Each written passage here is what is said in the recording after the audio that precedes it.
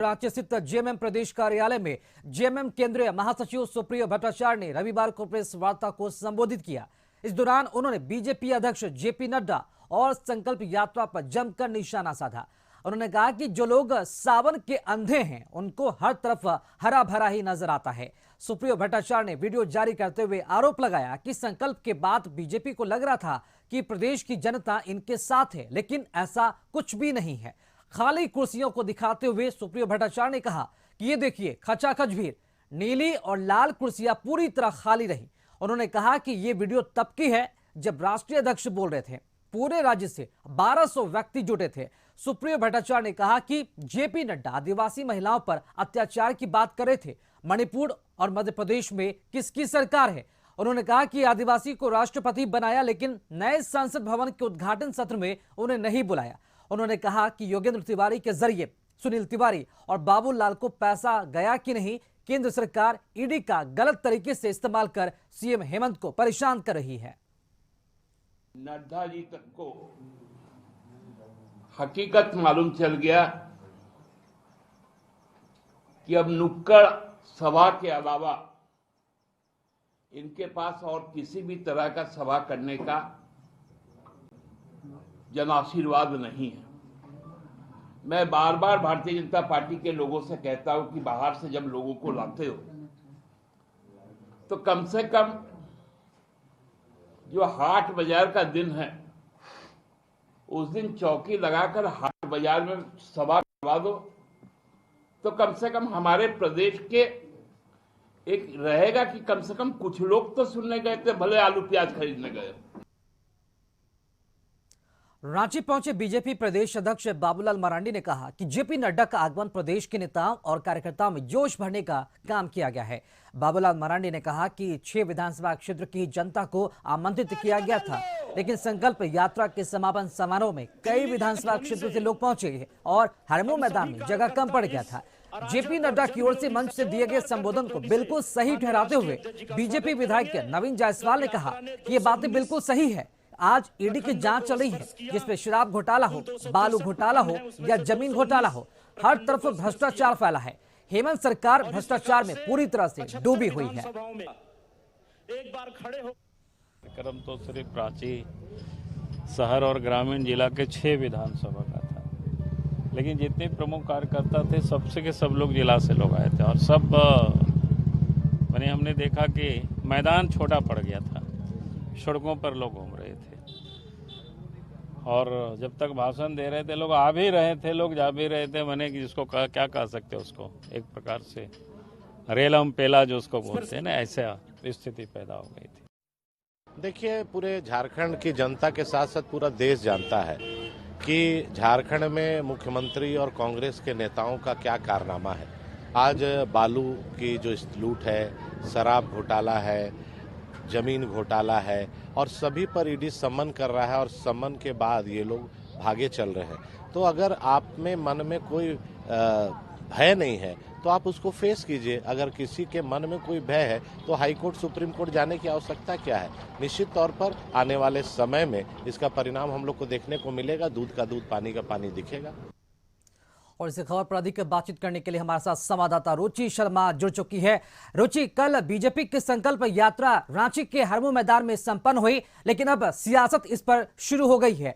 विपक्ष के तरफ से यानी कि जेएमएम की तरफ से यह कहा जा रहा है कि कुर्सियां खाली थी, जबकि बीजेपी की तरफ से कहा जा रहा है कि मैदान जो है छोटा पड़ गया था। क्या लगता है, सच क्या है?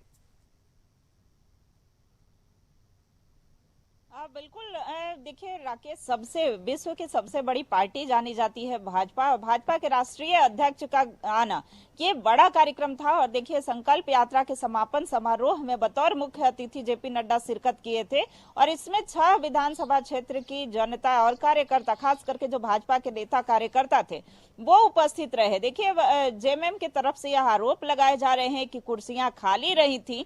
हालांकि देखिए, इसका भाजपा खंडन कर रही है और यह कहा जा रहा है कि ये जो वीडियो है जो झारखंड मुक्ति मोर्चा की तरफ से दिखाया जा रहा है, खाली कुर्सियों की, जो ब्लू कुर्सियां हैं या फिर रेड कलर की जो कुर्सियां हैं वो खाली हैं, ये पहले के कार्यक्रम की शुरुआत से पहले के वीडियो जो है वो झारखंड मुक्ति मोर्चा दिखा रही है।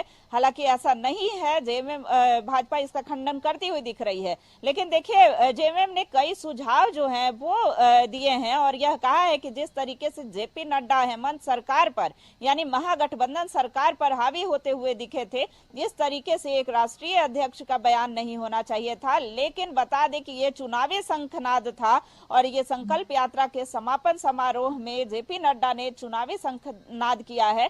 आगामी जो लोकसभा के चुनाव होंगे इसमें इनका लक्ष्य है कि कैसे झारखंड से 14 लोकसभा सीट को जीता जाए और इसके लिए बाबूलाल मरांडी ने हर एक विधानसभा में संकल्प यात्रा भी की थी। यानी लोकसभा की सीटें तो जीतेंगे ही, वहीं 2/3 विधानसभा की भी जो सीट है वो भाजपा जीते और एक बार फिर से पूर्ण बहुमत के साथ सरकार बनाए, केंद्र में भी भाजपा की सरकार हो और राज्य में भी भाजपा की सरकार हो। यह दावा किया गया कि पिछली जो रघुवर दास की सरकार थी उसमें विकास के कार्य हुए थे, लेकिन जो वर्तमान सरकार है यानी कि हेमंत सरकार है, इसमें लीकर से लेकर के लीकर हो, सैंड माफिया हो, लैंड हो, यानी कि तीनों की लूट मची है। तो इस तरीके से जो आरोप लगाएगा उसका जेएमएम की तरफ से जो केंद्रीय महासचिव हैं सुप्रियो भट्टाचार्य, उन्होंने खंडन करते हुए कहा कि जेपी नड्डा अगर इस तरीके की बात करते हैं, एक राष्ट्रीय अध्यक्ष जब इस तरीके की बात करते हैं, महिला सुरक्षा की बात करते हैं, तो उन्हें जो है अन्य राज्यों को देखना चाहिए। मणिपुर का उदाहरण देते हुए कहा कि मणिपुर में महिलाओं पर जो हिंसा हो रहे हैं